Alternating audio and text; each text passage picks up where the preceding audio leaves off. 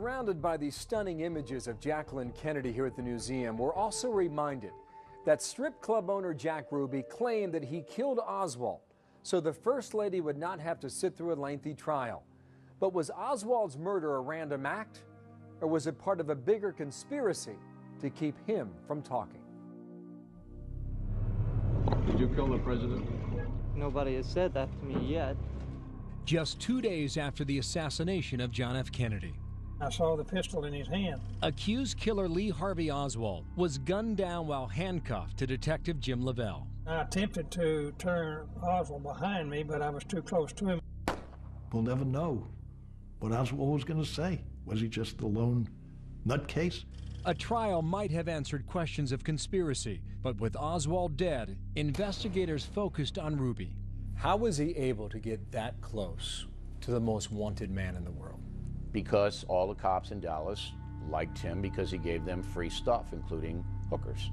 The actions by Ruby in shooting Oswald were not spontaneous, and that he probably had assistance. When Andy Purdy served on the HSCA, he examined Ruby's activities and unusual access to police headquarters. I certainly believe that Officer Dean, who was in charge of security, let Jack Ruby into the basement. Patrick Dean's involvement has remained a question. He had failed a polygraph back at the time of the assassination, information that I'm not sure was actually turned over to the FBI. But Ruby's ties with law enforcement went beyond Dallas. Ruby worked for the Federal Bureau of Investigation when he was in Chicago. There's no question about that. It's been absolutely documented. J. Edgar Hoover said back in '59 that they'd had regular contact with Jack Ruby as an informer. Jack Ruby spent practically his whole life working in mob-controlled enterprises. David Kaiser is a historian and author of The Road to Dallas. He couldn't make the payoffs he owed.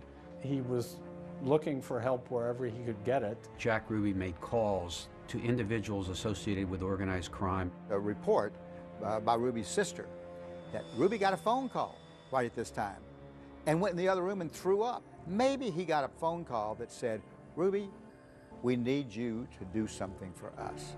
But Mark Lane insists the CIA had the means and the motive to kill Kennedy. The CIA decided better him than us and killed him. Following the disastrous attempt to topple Castro in the Bay of Pigs invasion, the president was furious with the CIA. This was a struggle of Cuban patriots. Castro's troops outnumbered the CIA-backed operation. The president felt humiliated and promised to, quote, splinter the CIA into 1,000 pieces. And he already had plans to set up a new intelligence agency where Robert Kennedy was going to head this new agency. What Robert Kennedy didn't know when he first came into office was that they had been recruited by the CIA, Trafficante and Giancana, but also Marcello, to assassinate Fidel Castro. They had profitable enterprises. They had gambling, horse racing. They wanted to get back into the business of making money in Cuba. 2 months before Kennedy's murder, Oswald applied for a Cuban visa at the Soviet embassy in Mexico City. What Oswald was actually doing was to try to get into Cuba to take a shot at Fidel Castro as part of an assassination plot. There were numerous such plots. They were ongoing in 1963. Some were organized by the CIA, some by the mob. Exactly who was behind this one, I don't know. But the mob grew angrier with the Attorney General's all-out war against organized crime. Did you say that SOB, I'll break his back? Who? You. If they were caught killing Robert Kennedy, the president will send the Marines after us.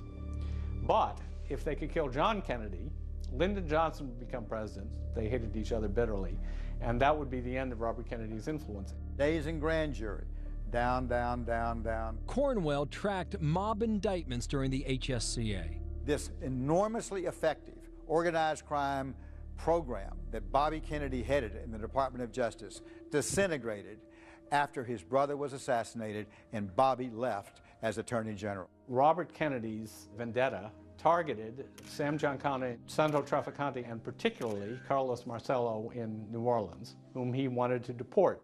He was in the United States illegally.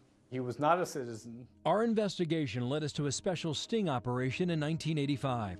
FBI files we combed through at the National Archives reveal informant Jack Van Lanningham shared a cell with Marcello. He told me about a meeting with Oswald. He also told us about Jack Ruby. Marcello had met him in Dallas, Texas. Marcello was talking about his favorite subject, the Kennedys, and being deported. He flew into a rage, cussing the Kennedys. He said, yeah, I had that little son of a bitch killed and I'd do it again. He was a thorn in my side. I wish I could have done it myself.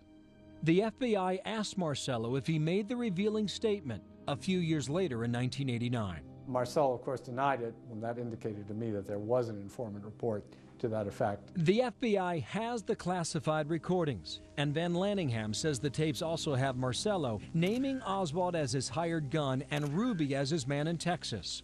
The tapes, if released, could help answer questions of conspiracy. You got to explain Ruby and Oswald. Both of them had years associations with mafia figures. Ruby knew Savello, the head of the mafia in Dallas. Oswald had grown up in New Orleans. His uncle, Dutz Moret, was a member of the Marcello organization. That's the reason the mafia case is probably the strongest of any of them.